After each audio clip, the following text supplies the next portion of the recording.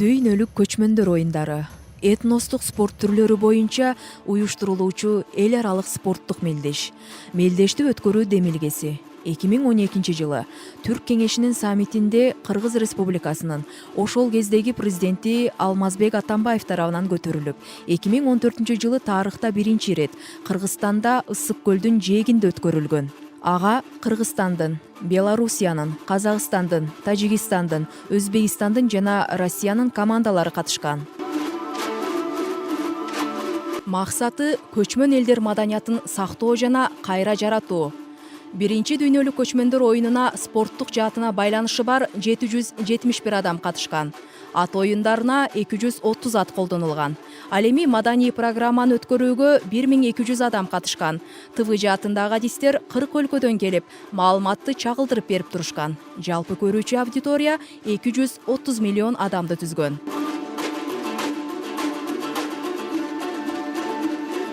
Экинчи дүйнөлүк көчмөндөр оюну 2016 жылдын 3-сентябрынан 8-сентябрына чейин өттү. Бул жолку көчмөндөр оюну биринчисинен масштабы жана көркөмдүгү менен кескин айырмаланды. Чет элдик коноктордун айтымында алар мынчалык колориттүү жана эффективдүү спорттун түрлөрүн күтүшкөн эмес. Оюнга 62 өлкөнүн спортсмендери катышып, көчмөндөрдүн салттуу 23 спорттук оюндары боюнча күчтүүлөр аныкталды. Мурдагы ордуна салынган жаңы ипподромго оюн башталган күнү 10 000 киши чогулуп 3 сааттык шоу программа көрсөтүлдү. Оюндун алкагында Кырчын жайлоосунда 288 боз үйдөн турган кыргыз айылы этникалык шаарчасы ачылды. Ал боз үйлөр Бишкек, Ош шаарлары жана республиканын 7 областынан тигилип келинген. Чет өлкөлүк жана жергиликтүү артисттер катышкан. Масштабтуу концерт үчүн билеттер мобилдик тиркөө аркылуу иш-чара башталганга бир нече күн калганда бардыгы сатылып кетти.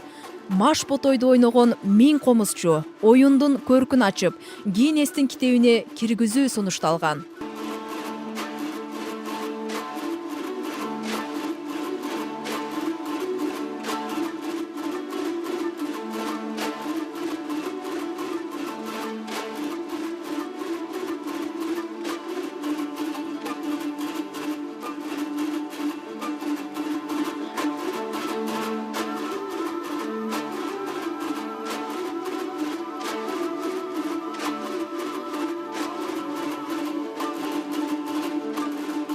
Экинчи дүйнөлүк көчмөндөр оюнуна Кыргызстанга жакынкы жана алыскы чет өлкөлөрдөн 2000 конок келсе, иш-чараларга дээрлик ошончо сандагы волонтерлор катышты. Экинчи оюндун биринчисинин айырмасы мында 3 эсе көп өлкөлөрдүн катышкандыгы болду.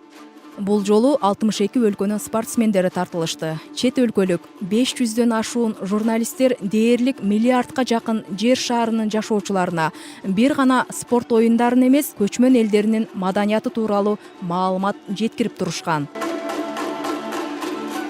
Бул маданий иш-чаранын Кыргызстанга тийгизген олуттуу пайдасы бар. Анткени алар бул спорттук иш-чаранын жыйынтыгы туризмдин, элдик кол өнөрчүлүктү, улуттук тамак ашты жана кийимдерди жана башка көптөгөндөрдүн өнүгүшүнө шарт түзөөрүн айтышууда. Көчмөндөр оюнун өткөрүү эң мыкты идея катары Кыргызстандын бренди болуп калды.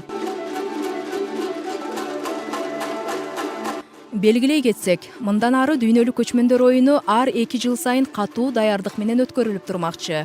Оюнду Түркия мамлекети Стамбул шаарына өткөрүүгө кызыктар экенин билдирүүдө.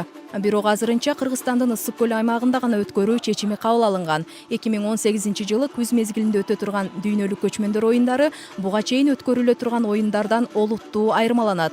Мындай маалымат уюштуруучулар тарабынан билдирилди. Алардын айтуусунда азыркы учурда 3-чү көчмөндөр оюнунун 1 жана 2 оюндардан таптакыр өзгөчө өткөрүүгө кызуу даярдыктар жүрүп жаткан учур.